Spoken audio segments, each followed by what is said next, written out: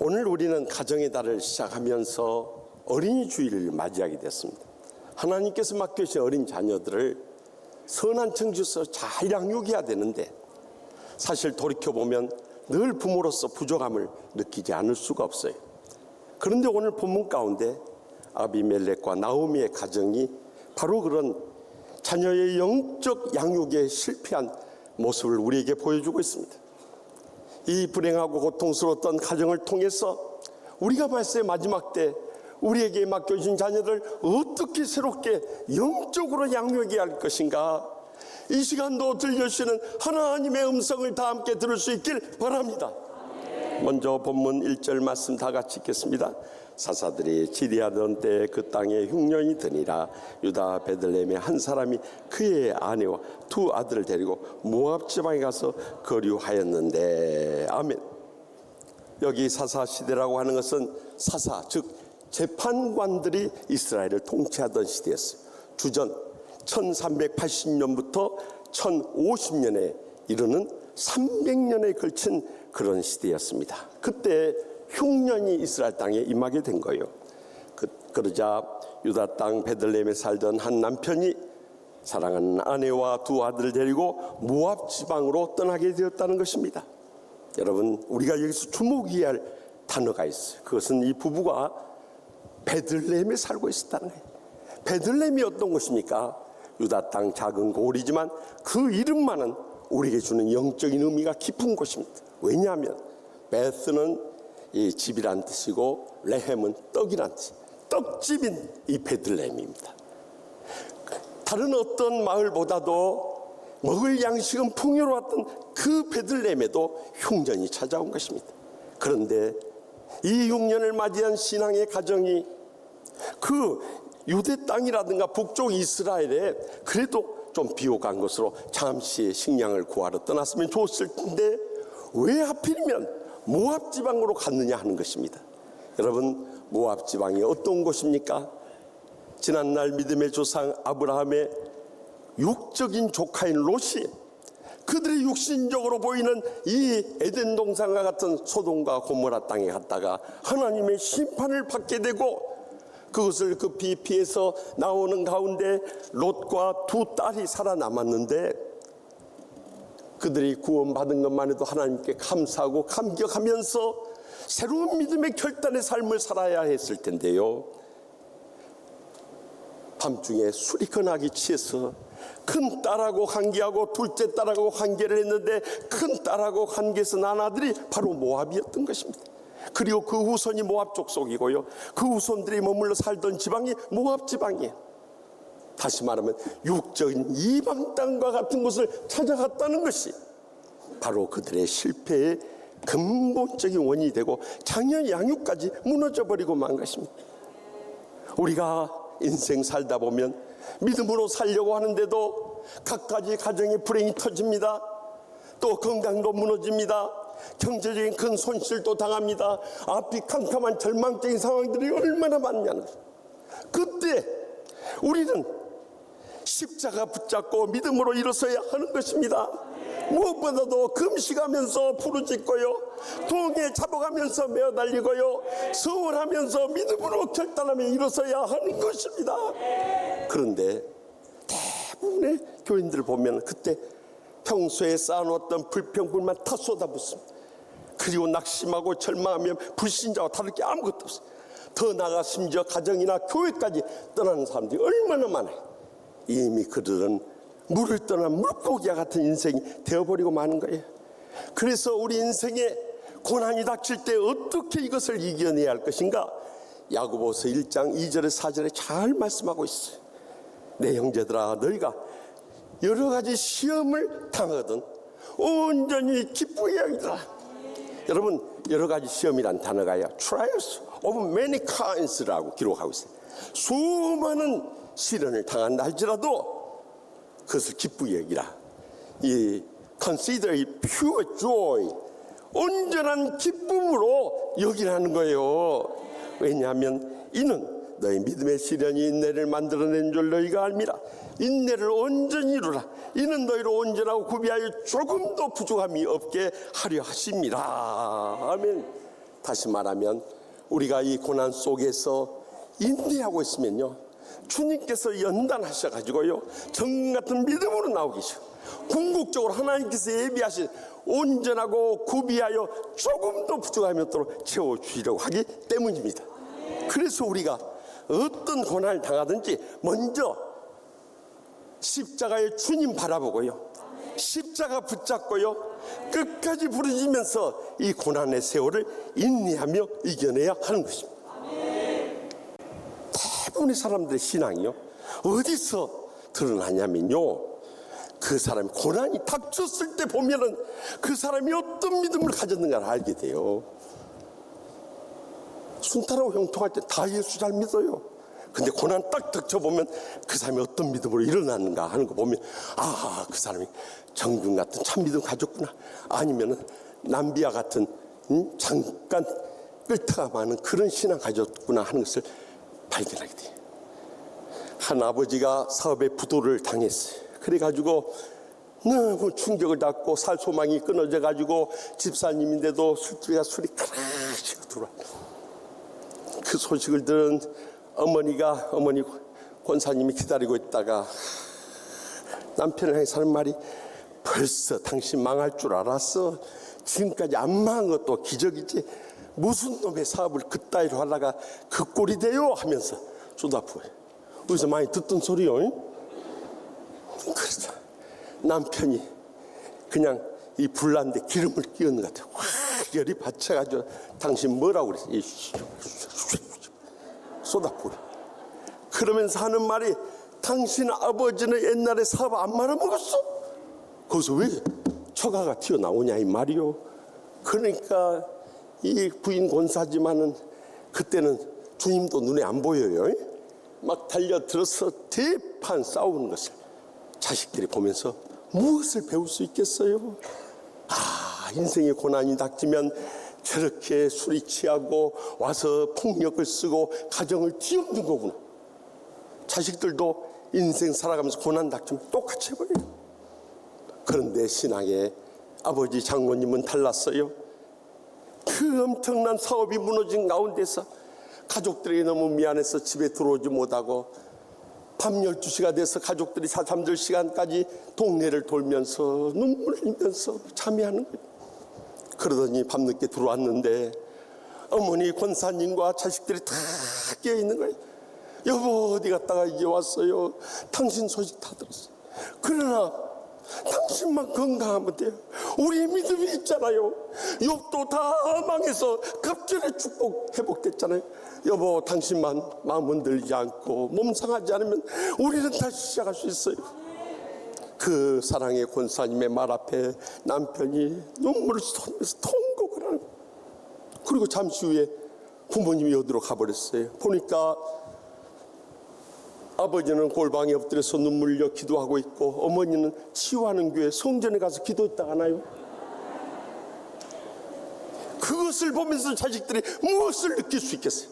아, 고난이 닥치면 저렇게 인내하면서 승리하는 것이구나. 그것이 우리 자녀들에게 남길 수 있는 가장 신앙의 모범이 되는 감동적인 유산이라는 것을 잊지 마시기 바랍니다. 그러므로 고린도전서 4장 15절에 16절에 그리스도 안에서 일만 스승이 있으되 아버지는 많지 아니하니 그리스도 예수 안에서 내가 복음으로써 너희를 낳았음이니라. 그러므로 내가 너희를 고난하노니 너희는 나를 본받는 자가 되라 하고 바울 사도는 담대히 외치지 않습니다. 여러분, 이제는 말이 필요 없습니다. 신앙의 삶으로 보여줘. 우리 자녀들에게 모범이 되어줘야 됩니다. 그럴 때 그들도 감동을 받으면서 우리의 신앙의 뒤를 이어갈 수 있는 것입니다. 그러므로 우리 인생에 어떤 고난이 닥쳐도 끝까지 십자가 주님 바라보면서 십자가를 붙잡고 주님 앞에 부르짖으면서 끝까지 인내하게 될 때 우리도 영적으로 다시 일어설 수 있을 뿐만 아니라 그것을 보고 배운 자식들도 신앙으로 새롭게 일어서게 될 줄 분명히 믿습니다. 계속해서 본문 2절 상반절 말씀 다 같이 읽겠습니다. 그 사람의 이름은 엘리멜렉이요 그의 아내 이름은 나오미요 그의 두 아들의 이름은 말론과 기론이니. 아멘. 여기 남편의 이름이 밝혀진데 엘리멜렉이라고 했어요. 히브리어로 엘리란 나의 하나님, 멜렉이란 것은 왕이란 뜻이에요.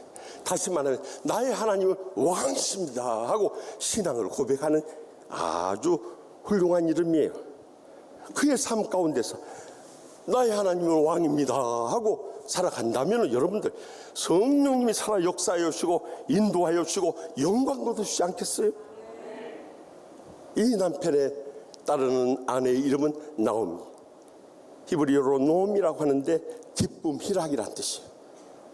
나의 하나님은 왕이시니다. 이 믿음으로 살면 우리의 삶 가운데 기쁨과 희락이 차고 넘칠 수밖에 없는 거예요. 그런데 그 자녀들의 이름이 참 우리를 우울하게 만들어요. 그 큰 아들의 이름은 말론이라는데 히브리어로 마홀론이라는데 질병이란 뜻이에요. 또 둘째 아들의 이름은 기론이라는데 이 히브리어로 킬루온이라 하는데 그 이름은 쇠약이란 뜻이에요. 여러분 어떻게 아들들의 이름은 질병이 되고 쇠약이 돼버리냐 이거예요.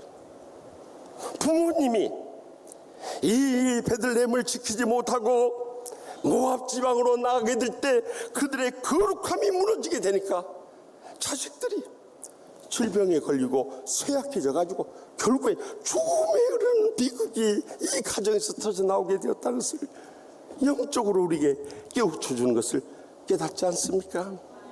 여러분 아무리 우리 인생이 고난을 닥쳐도 우리가 십자가 신앙만은 붙잡고 나갈 때 우리의 거룩함을 지켜나갈 수 있는 거예요.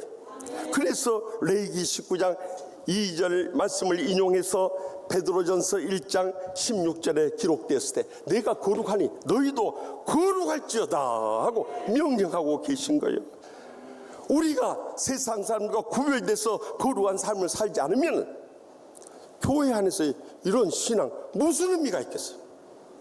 교회 안에서 예배드리고 밖에 나가서 세상 사람들과 똑같이 살아가면 우리 자녀에게 어떤 영적인 감동을 보일 수가 있겠느냐는 거예요. 그런데 많은 때 우리가 자녀를 기르면서요, 우리 자식들이 정말 구원받고 영육간에 치유받고 주님의 자녀로 헌신하는 그 믿음을 심어주기보다도 대부분의 부모들이 세상 부모나 똑같아. 우리 자녀들 좋은 대학 가고 좋은 직장 취직하고 좋은 가문으로 시집 장가가는 거, 그것에만 마음을 쏟는 거예요. 이미 우리는 거룩함을 잃어버린 삶을 사는 거예요. 그리고 나 때 우리 자녀들이 그것을 다 보고 배워. 우리 엄마 아빠는 저렇게 어떻게 웃음 유머가 차고 넘치고 눈물에 감동을 줄까? 그리고 하는 말씀이 성경적으로 깨우쳐주고 어려운 일 당하면 그저 안수기도 해주고 어떻게 이 고난을 승리할까? 그것이 천국의 축복과 행복의 감격에 사는 삶인 것입니다. 특별히 우리가 몇 해 전부터 가정예배를 중시해 왔습니다만 이 가정예배는 자녀들과 함께 그 신앙을 나눌 수 있는 절호의 기회. 적어도 한 주에 한 번 이상 가족들과 모여서 우리 자녀들과 함께 가정예배 드려야 돼요. 마지막으로 본문 2절 하반절 말씀 다 같이 읽겠습니다. 유다 베들레헴 에바렛 사람들이더라.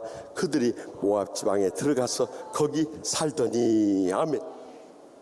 엘리멜렉과 나오미 부부는 유다 베들레헴 에브라스 사람이라는 거예요. 이 에브라스의 뜻이 무엇인가? 창세기 48장 7절에 보면 이 에브라스는 베들레헴의 과거 이름이에요. 왜 주님께서 유다 땅 베들레헴 에브라스를 되풀이해서 강조하셨을까? 그들이 거룩한 땅에서 이 흉년의 고난을 이겨내길 바라십니다. 야곱 가정처럼 정흉년이 심하면 이 애굽에 가서 잠시 양식을 구해 가지고 와서라도 이겨내야 됐는데 그 땅을 버리고 그들은 이방 땅 모압 지방으로 가서 살았다는 사실, 이것이 그 가정이 다시 회생할 수 있는 길을 막아버린 거예요.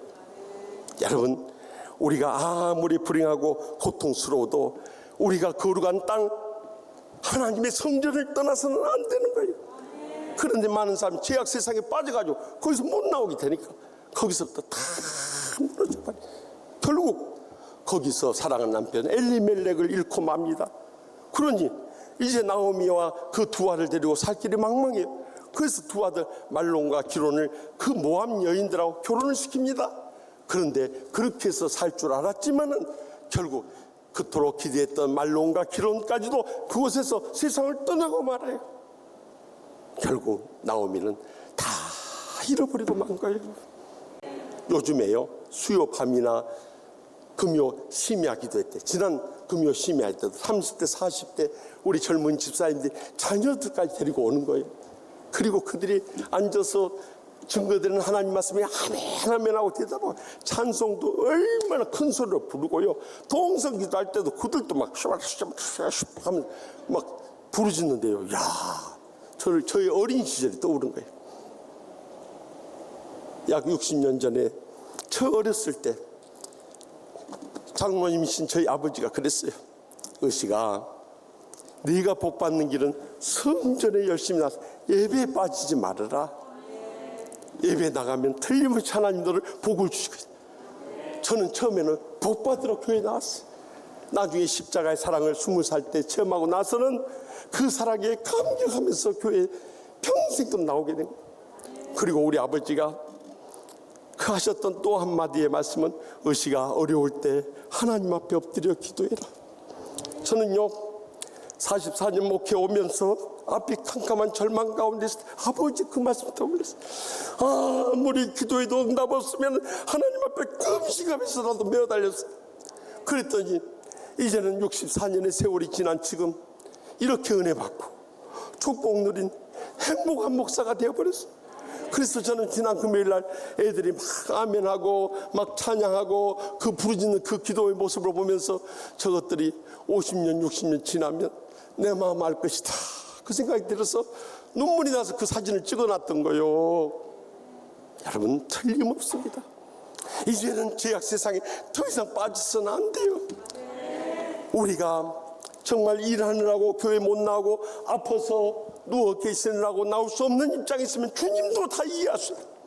그런데 방에 자빠져 뒹굴면서 TV 보느라고 교회 못 나오면 주님이, 네가 어떻게 그래가지고 장로냐 안수 집사냐 권사한다고 그러고 있냐, 주님이 그러실 것이요. 또 우리가 그런 신앙의 삶을 살아갈 때 우리의 자녀들이, 우리 부모님은 장로님 권사님 집사님에도 예배 시간에 집에 계시라고 그럴 것이요. 그러니 자식들의 신앙까지 다 죽여버리는 거예요. 옛날 우리의 신앙의 선조들은 그렇지 않았어요. 저희 부모님 장로님 권사님은요, 예배 시간 집에 계신 걸 본지를 못했어요. 그것이 저에게 모범이 되고 감동이 되고 유산이 된 거예요. 저희 부모님 저한테 남겨준 물질의 유산 한 푼도 없어요. 그러나 가장 위대한 신앙의 유산 물려줬어요. 이렇게 복받은 행복한 목사까지 될 수 있었던 거예요. 이제 우리가 자녀들한테 마지막 남겨주시는 게 뭐입니까? 그 신앙의 유산 남겨줄 수 있길 바랍니다. 그러면 그들도 우리 뒤를 이어서 신실한 주의 일꾼들로 들어지고 하나님의 영광 크게 드러낼 그날이 꼭 다가오게 될 줄 믿습니다.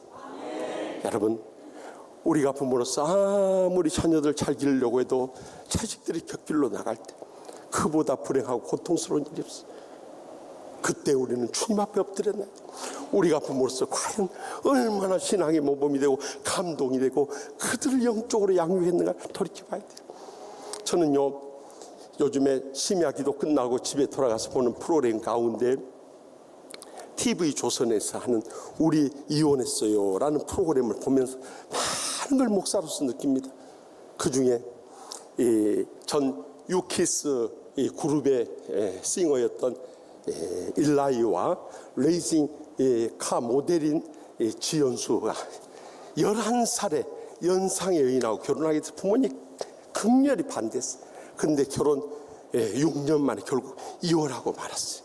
그리고 이혼해서 서로 별거한 지 이제 2년 만에 다시 이 두 부부가 우리 이혼했어요 라는 프로그램 나와요. 그런데 그 가운데 민수라는 아이가 태어나서 이제 7살이 됐어요. 저는 그 아이를 보면서 다시 한번 많은 걸 느꼈어요. 이제 2년 만에 그 아버지를 처음 만나게 된 거예요. 처음에 그가 유치원에서 돌아오는데 다른 친구들은 안녕하고 헤어지는데 얘의 인사는 틀렸어요. 사랑해, 안녕, 사랑에 안녕하는 거예요. 저는 그 말을 들으면서 상담 치유학자로서 민수가 사랑에 갈급하구나, 그게 느껴지는 거예요. 다른 친구들은 안녕하고 있는데 왜 그 아이만 사랑해를 되풀이했을까요? 그만큼 채워지지 않는 아버지의 사랑의 공간이 있었던 거예요. 그런데 집에 돌아와 있는데 아버지가 찾아온 거예요. 2년 만에 아버지를 만났는데 말을 못하는 거예요. 아버지를 사랑하면서도 말을 못하는 거예요. 그러자 아버지가 먼저 말을, 민수야 잘 있었니? 네. 어색한 표정을 받아들여 금방 아버지에 대한 사랑을 고백합니다. 아버지가 떠나고 나서 너무 외로웠어요. 아버지 보고 싶었어요. 아버지 이제는 안 가실 거죠? 막 매어달리는 거예요. 큰 아버지는 그날 밤에 돌아가야 했기 때문에 더 이상 말을 못하는 거예요. 그러니까 이 아이가 계속 안절부절하는 거예요. 마지막에는 아버지 떠나간다고 하니까 이 아이가 무릎을 꿇고 아버지에게 빌어요. 아버지 제발 떠나지 마세요. 우리하고 같이 살아요 하고 비는데요. 무엇 때문에 우리 부모님들이 자식의 가슴이 저렇게 못질려야 되는가, 다 너무 가슴이 아픈 거예요. 그런데 아버지는 다시 미국으로 돌아가야 했어요. 그래서 네가 필요할 때 언제든지 돌아올게, 그때 전화해줘, 그러면 내가 달려올게. 그리고 아빠 간다, 민수야 잘 있어, 안녕 하는데도 얘는요 정말 아버지를 붙잡고 싶은데 못 붙잡으니까 딴전을 피면서 잘 가 하는데 그 마음이 아빠 가면 안 돼 하는 절규를 느낄 수 있어요. 우리 부모는 행복을 찾아갔지만 그 어린 민수의 가슴에 남을 그 아픈 상처, 그 고통, 불행, 그것은 우리가 어떻게 지울 수 있겠는가. 어린이 주일을 앞두고 저 가슴속에 큰 도전을 안겨다주는 프로그램이었어요. 지난 월요일에도 한 어머니가 오셔서 71세 된 어머니, 작년에 우리 교회 등록하셨는데 딸이 47살 시집간 딸인데 갑작스럽게 위암 말기 판정을 받고 죽어간 그 1년의 투병생활 가운데 당신의 집에 딸을 데리고 와서 1년 동안 하는데 저희 교회 전도가 되어가지고 제가 그곳에 가서 그 딸에게 예수 그리스도 영접하게 되고 병상 세례까지 줬어요. 근데 결국 너무 늦게 발견이 돼서 결국 살려내지 못하고 세상을 떠났어요. 그런데요, 제가 지난 월요일 그 어머니의 고백을 듣고 더 가슴이 아팠어요. 딸은 이제는 더 이상 사망이나 애통하는 것이나 고가는 것이나 아픈 것이 있지 않은 주님의 품에 안기게 됐지만은 어머니는 그 딸을 돌보느라고 허리가 부러져서 골절이 됐는데도 그 아픔도 잊은 채 딸을 돌봤던 거예요. 딸을 떠나보낸 다음에 정신을 차리고 나니까 허리가 너무 아파서 견딜 수가 없어서 병원에 갔더니 이미 허리가 부러져 있었던 거예요. 그것이 사랑하는 딸의 마지막을 떠나보내면서 끝까지 사랑의 정성을 쏟은 한 어머니의 사랑이라고 느껴지는데, 제가 안수기도를 하면서 이제 골절 수술 받으러 가는 그날인데요, 안수기도를 하면서 얼마나 울었는지 몰라요. 사랑하는 성도 여러분, 우리도 언젠가는 떠나갑니다. 그러나 우리 자식들만에게는 우리가 신앙의 유산 물려줘서 그들이 홀로서기를 할 수 있도록 해놓고 주님 앞에 서야 될 거 아닙니까? 그렇다면 우리가 이 땅에 사는 동안 늦었다고 한 때가 가장 이른 때임을 깨닫고 이제부터라도 어떠한 가정의 불행과 고통의 고난 속에서도 인내하며 십자가 붙잡고 이겨낼 수 있길 바랍니다. 또한 어떤 환난과 고통 속에서도 우리의 거룩한 신앙만은 지켜나갈 수 있기를 바랍니다. 그리고 지금까지는 죄악 세상에 몸담고 빠져들면서 의지하며 살았다면 이제는 성전 중심의 신앙생활을 새롭게 회복할 수 있길 바랍니다.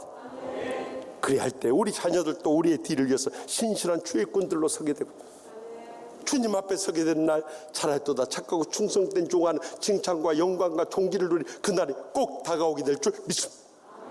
기도하십시다.